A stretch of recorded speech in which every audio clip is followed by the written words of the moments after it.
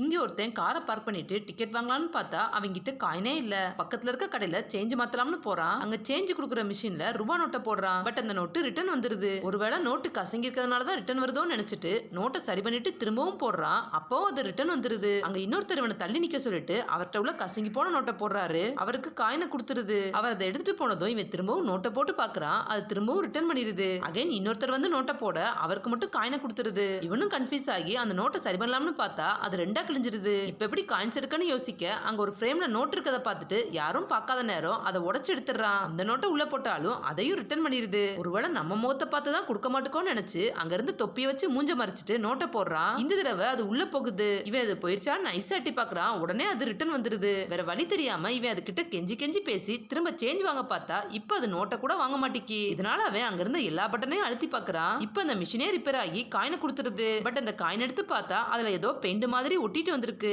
இவனும் காயின் கிடைச்சா போதும்னு அதை எடுத்துட்டு கிளம்பிடுறான்.